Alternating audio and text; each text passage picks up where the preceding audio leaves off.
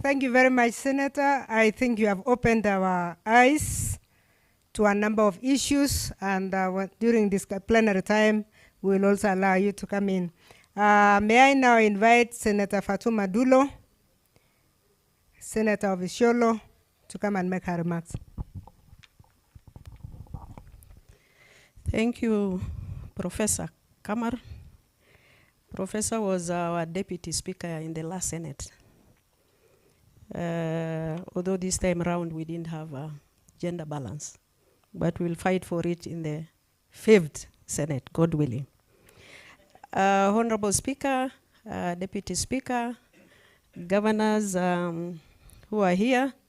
I think I served with Senator Sang in the 2nd Senate. Susan in the 3rd Senate.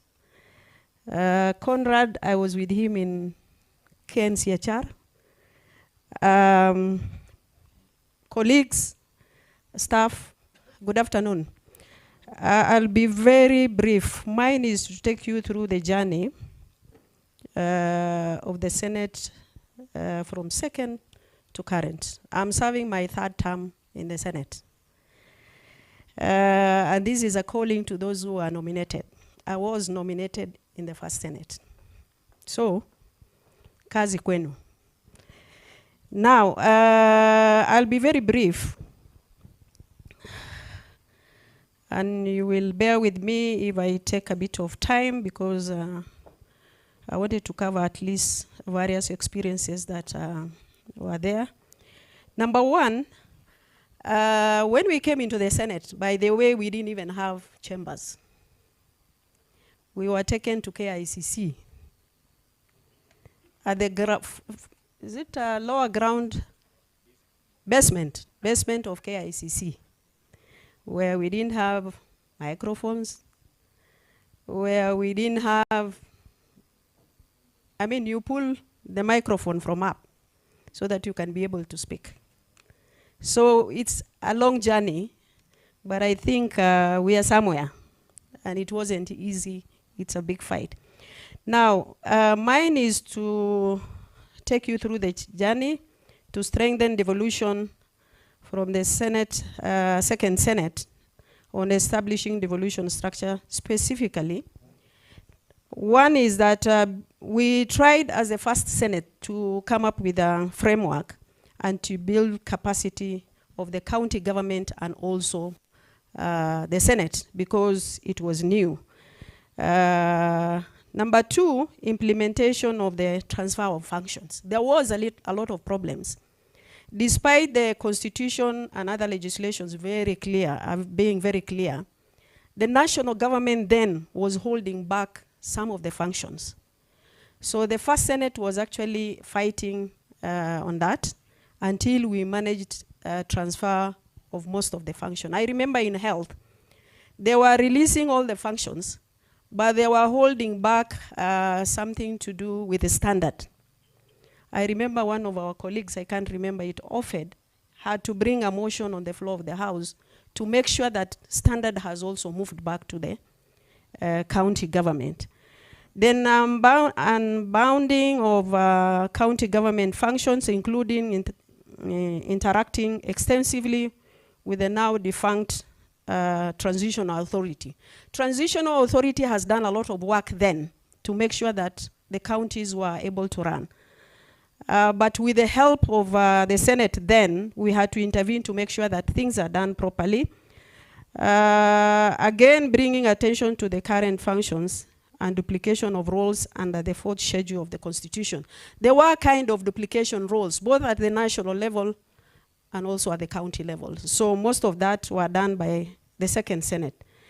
Again, establishing intergovernmental relation, particularly between the Senate, the national government, and the county executives and also county assembly, aligning existing legislations between the county executive and the assembly. So after the first assembly and also the county executive, there were so many things that were left hanging. So the Senate actually managed to align constitution to legislations that were governing legislations that we have done. Again, aligning existing legislation with the constitution, which was done. But however, there were a lot of challenges then, especially on the issues of human resource capacity and adequate financial resources to fully operationalize county governments. The budget allocated was not enough, but we said we must fight for county governments then. I remember severally as a Senate, we really wanted to increase the percentage from 15 to 35. As a Senate, every 5 years, we normally fight to make sure that the allocation has been increased. But unfortunately, when it comes to power sharing and also being wood from one level to the other, governors always throw us under the bus as a Senate. I remember the last one was the third generation formula, where the Senate said 30% or no budget allocation. I think the governors who are here, they know. But basically, they were called to State House. They abandoned us. We had to fight with the executive. I know there were several of us who were arrested, actually, even when that debate was going on. Somebody like Senator Legwe, I don't know whether he's here, Malala, and the rest, simply in protection of devolution. So I think for those who are here, when it comes to matters of counties where you represent, the issues of partisan should not arise. You can sing about parties and all that, but with time, mutasahau. Now again, resistance by national government agencies unwilling to transfer certain functions and resources to the counties, delays in transfer of funds to the counties.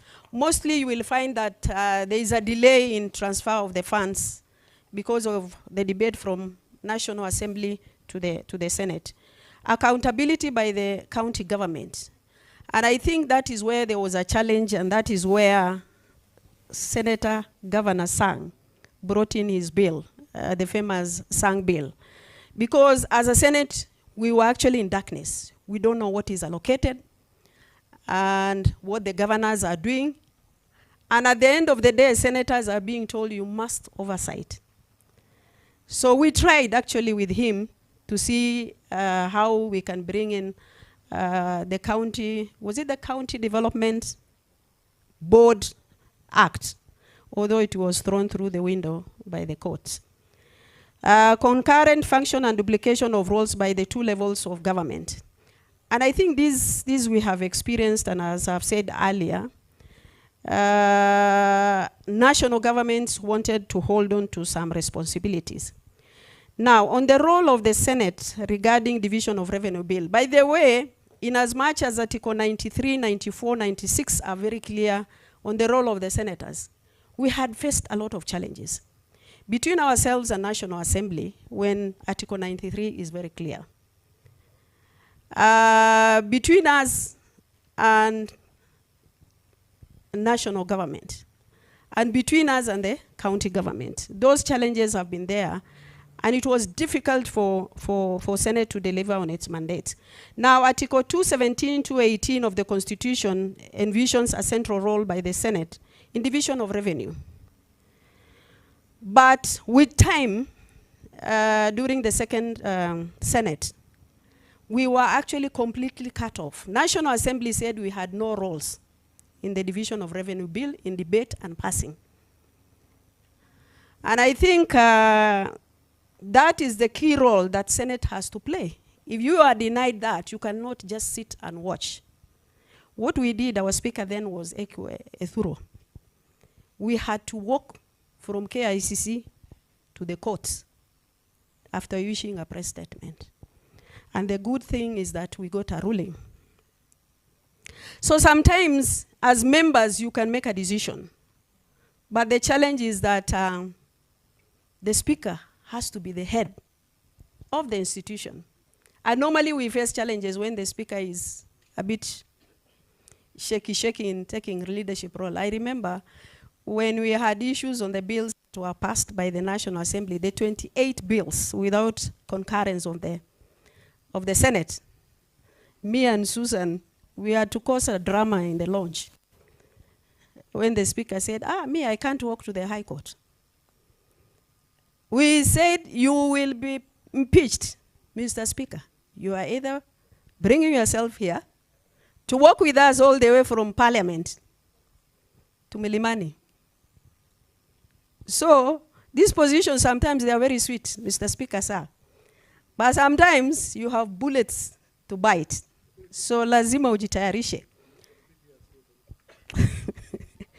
And I remember we went to Speaker Lusaka to State House for signing of some bills. Tulisomewa kusomewa. Nyinyi ni nani munanipeleka kotini? Yeah? So there are certain things you will be forced to do, sometimes in the interest of devolution, in the interest of the House. So I'm just warning you. I'm sure things might come up with time. So fortunately, we were able to get a ruling where Senate was able to debate on the division of revenue bill and also passing. So that is a plus for the second Senate. Now, similarly, there is still ongoing debate on the proper role of the Senate in the budget-making process, the initiation of money bills, and the approval of the nominees for the appointment of state officers. I remember very well, in the second Senate, we did a lot of work on Prisons Act. And we brought actually a motion on the floor of the House. We were given a select committee to look at Prisons Act up to date. And I think it was 1972, if I'm not wrong. Maybe Dr. Okello can tell us when it was amended. From 1972 to date, Prisons Act has not been amended. So since I had experience from KNCHR, I said I should spearhead to see how we can amend that act. Unfortunately, after Senate has allocated money, we did a lot of work. We went to several countries to share experience. We were told, this is a money bill. You can't proceed. So, this is an issue that we will have to grapple with. You will develop an interest as a member. You want to amend this, you want to amend that. But National Assembly, they always have issues with certain legislations that Senate has an interest. And I think those who are here from National Assembly now, tunavaa viatu moja, you will feel what we used to feel. It's really very unfortunate.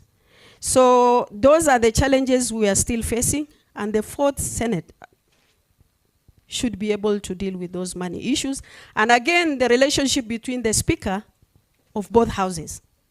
We had a lot of problems in the second Senate because there was a frosty relationship between the two speakers. And that is why most of the things didn't pass. Appointment of the state officers. We had to fight actually to come on board to interview G. And I remember then it was it Boynet? Yes, Boynet. National Assembly said, kazi ya Senate ni mashinani. They cannot interview IG. We had to fight. Until now, we are able to sit in that interview and actually interview the state officers. Basically, the IG and the Security Committee. Role of the Senate regarding bills concerning county governments, as details, Article 109, 112, the Constitution, the Senate must necessarily be involved in the legislation process of bills concerning county government. Sometimes they will do their own things, like the 28 legislations. 23 of them are matters actually affecting counties. But National Assembly went ahead and sent it to the President without concurrence of the Senate, of the Speaker of the Senate and the Senate. And I think that is where our speakers are supposed to be vigilant, and also the executive, to make sure that National Assembly, they don't pass things that are supposed to come to the Senate. We have actually an appeal in the High Court where the 23 were nullified. 5 are still, is it at the Supreme Court or Court of Appeal, Dr. Okello? Supreme Court. So we have to keep on fighting, because it's normally very difficult when Senate would want actually to take matters to court. We face a lot of challenges, especially when it comes to the decision being made by the National Assembly. So we have a problem there. So the House and the Speaker and the Secretary, they have to be vigilant. Article 110.3, this is the concurrence of the bills, which I have actually said before. And again, as a result of that ruling, which I've said by the petition of the Senate, we were petitioning lack of concurrence on the 28 bills. We actually got a ruling on the 23. Those were actually expended because they are yearly legislations. But the 5 remaining, they are still in court. Then consultative framework between the Senate and the county government on the budget process. Despite the Senate being mandated to scrutinize budget policy statement and allocate national revenue to counties, no structured interaction currently existed between senators and their respective county governments on these issues.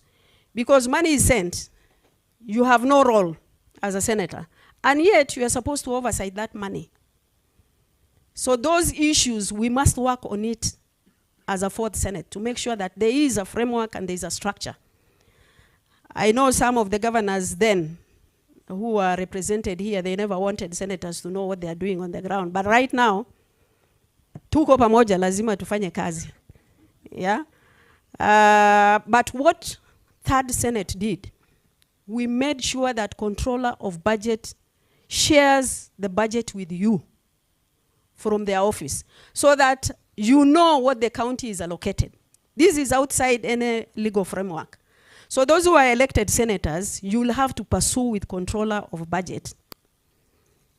Or there is an officer actually allocated to you to be actually sharing the budget that is sent to your county. At least you are in picture. That is outside any legal framework. But it's something now as a 4th Senate that we must fight on. It should be actually within a legal framework. Transfer function between county government and the national government.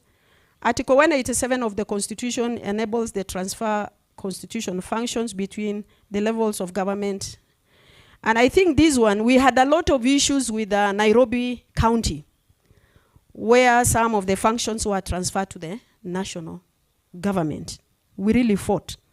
And I remember Senator, the current governor for Nairobi, was actually forefront in terms of ensuring that he has protected the county functions. Now, achievement, the Senate Committee on Constitutional and Legal Review, there was actually, after we had that issue of revenue sharing, and we were unable actually to understand what is our role and all that, the Senate established a select committee where it was, I think, chaired by Senator Murkomen. By the way, apologies from Senator Murkomen. He was the one to do this presentation, but he's out of the country, so I'm just stepping in for him. So I think it was Senator Murkomen and Mutula who were the chair and the vice chair. Then the issues came up that came up out of that select committee was lack of clarity on the shared special specific role of both houses.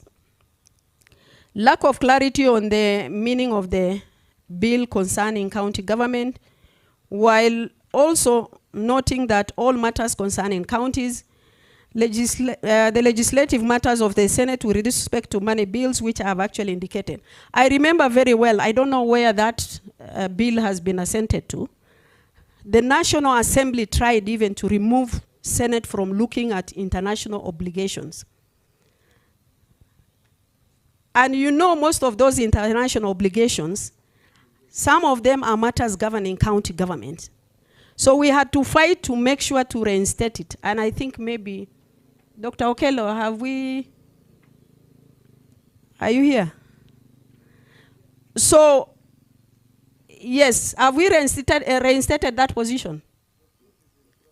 Or it's in progress? So you can imagine having removed from looking at international obligations. You are useless. Because those matters, majority of them, and most of them are actually matters affecting county government. County governments. Then the other matter is the role of the Senate in the budget making process, limited role of the Senate and approval of nominees for the appointment of the state officers. And I think this is a matter we need to look at also, because I don't know how we are going to handle it, but it's a matter that we need to discuss and have a way forward on it. Lack of constitutional provision to Senate leadership. While National Assembly leadership is detailed under Article 108 of the Constitution, so the mention of the leadership of the Senate is nowhere in legislation. So ni ukarabati tunafanya. So I think this is something also we need to fight for. Independence of the county assemblies to ensure effective oversight of a county executive. I think this one we have also tried, because at the initial stage, county assemblies were actually at the mercy of governors, because they didn't have actually independence as far as their budget is concerned. And there is so much audit query as far as that relationship was concerned, where the monies were not actually transferred properly. But I think right now they are doing well. Some of the issues identified by the select committee have since been subject of judicial interpretation, some of them. Bills concerning county government, and I think I have said that. Increase allocation of resources, which we have talked about it. Enhancing independence and capacity of the assemblies. I think I have tried. And at the Senate level, we have a liaison office, where we said the county assemblies should come for training for a week or for the number of weeks they want. Then PAC has also a structure where they have a training institution where they can be able to send their staff. We have forums of devolution conference between ourselves and the governors and other relevant institutions. The legislative summits, which actually gives us a lot of interaction as far as the issues are concerned. Again, in the third Senate, we tried Senate Mashinani. And we had Senate Mashinani in Wasingishu and also in Kitui, where we felt we need to move from the national level. And actually, people really appreciated that arrangement. And I remember it really profiled the Senate. And we tried to solve a lot of issues that were pending, be it audit issues, be it matters affecting communities within those counties. And I think maybe this Senate, Mr. Speaker, sir, maybe you will be able to do something about it, so that we can work in other counties that we have not actually reached out to. Then during COVID, we were able actually to continue with our debate through virtual meetings, hybrid. Those who were able to come, they were able to come, and those who were unable, they were also allowed to contribute through virtual.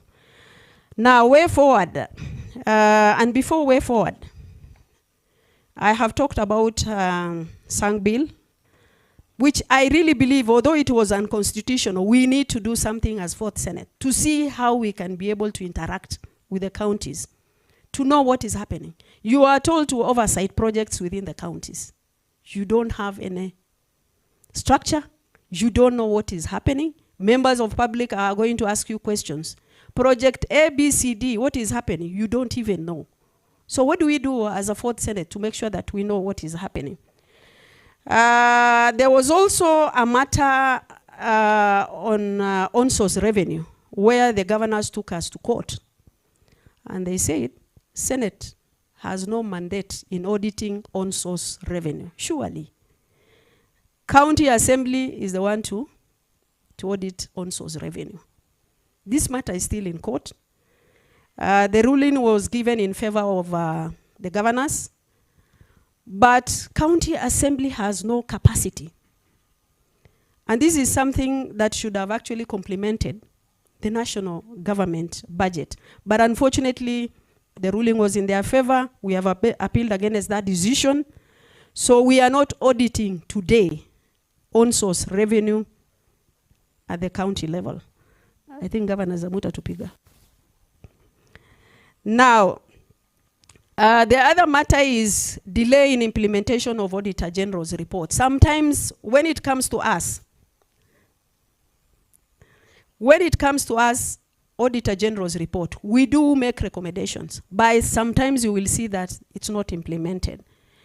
So this is also something we need to see how we can be able to make sure that we have delivered on our mandates, because Public Accounts Committee will look at audit queries, make recommendations. At the end of the day, it's not implemented.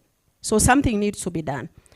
Then PSC, we have issues. National Assembly has 4 commissioners. We have 3. There are 2 from outside. We should be having equal share, because when it comes to voting on matters of welfare, we will normally have a challenge because we don't have numbers.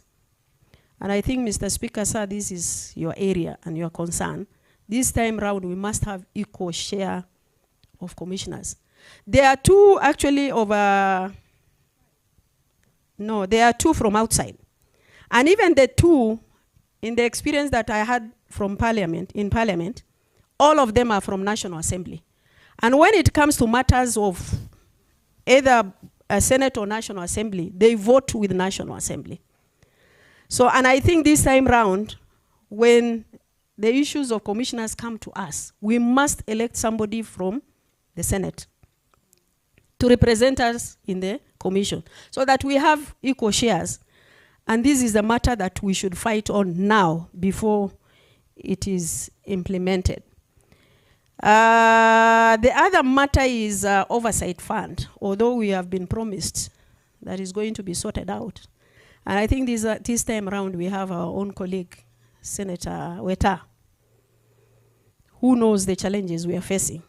But I think over the years we have been promised severally. I had the benefit of sitting in the first committee where Kiraitu Murungi was the chair. I remember we were given 40 million to spend within, was it 2 months, I think? 2 months, if I'm not wrong. And we were told the only way you can access that money is for you to prepare an activity in your counties. And then once you prepared, you send it to the secretariat, they disperse the money to you. Before we develop the structure, the term has already lapsed.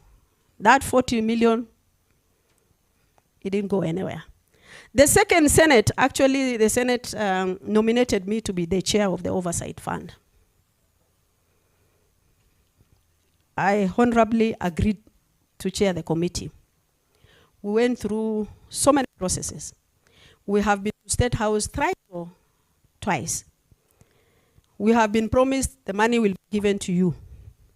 We went even to State House in Mombasa. I remember the current president took us to Mombasa to negotiate on that. And the president was categorical. He said, Senate, you must give them their money. CDF is illegal. NGAF is illegal. Let also Oversight Fund be illegal. And he called Rotich then in Mombasa. We were told on Monday we must have a meeting in the Speaker's office. We went for a meeting. Rotich was there. I think the clerk was there. The leadership of both houses were there. We discussed. And we were told, since this is not a development fund, we must come up with a regulation. Initially, we developed a legislation. It was thrown out. We were told it's not a development fund. Then we were told to develop regulations. We developed regulations. Yeah? And in all those meetings, National Assembly leadership and the political leadership, they were all saying, tutawapatia pesa hamna shida. So the regulation went up to Treasury. I remember we had a meeting with Treasury, Auditor General, AG, all those institutions. We had meetings for weeks to make sure that we have a regulation, we had a budget. Clerk was told to open an account within his secretariat so that the money is actually transferred from Treasury, and was it a overhead? I think he created an overhead under his docket. He did that. Twice, when the money was put in the budget at the national level, it was removed actually and reallocated to PAC and for other activities. So even after Clerk established an account under his docket, 500 million was put in there. We established actually the regulations. PAC passed. I don't know what happened after that. We never managed to get that money. Surely. We didn't have then. I think there was so much debate in our wall. But as a second and third Senate, we have really fought for oversight fund. Maybe there was no political will. Maybe our brothers in the National Assembly then didn't see the need. I think those who are here, they know now there is a need. To Saidiane, the only way that we can be able to deliver on our mandate is that we must actually have oversight fund. Because you go to the county, you don't know anything. And I think we went through a very lengthy process just to see how Senate can be able also to utilize the money. We have all the documents, we have all the records. The only thing that is left is the money allocated. Mr. Speaker, sir, we are appealing to you to saidia tafadhali tupate your oversight fund. So we have tried to that level. Finally, I wish to thank the Secretariat. For the 2 terms I've been in the House, they have been quite useful. Very supportive, very professional. Those who are new, don't hesitate. You will get a lot of actually material shared with you. The only thing is that don't take your positions for granted. You need to work for it. You need to ask where there are questions. But the bottom line is, as senators, we have issues that actually put us together. We must unite where we need to unite to make sure that devolution works, to make sure that it delivers on its mandate. Issues of parties, yes, imeleta nyinyi katika bunge. But sometimes, I remember when we had the 3rd generation formula, some of us, we had to abandon the government for the county. And I remember I was being summoned in Jubilee House. You either drop the leadership of the House or you support the division of revenue bill. I told them, chukua hiyo leadership. I can't abandon my county. So many of us actually had to be sacrificed because of that. So my appeal to you, let us work together for devolution, for ourselves, and for prosperity of our Senate and the leadership of this country. I thank you. Thank you very much, Senator. I think she has brought us to the realities of things. I had said it is very easy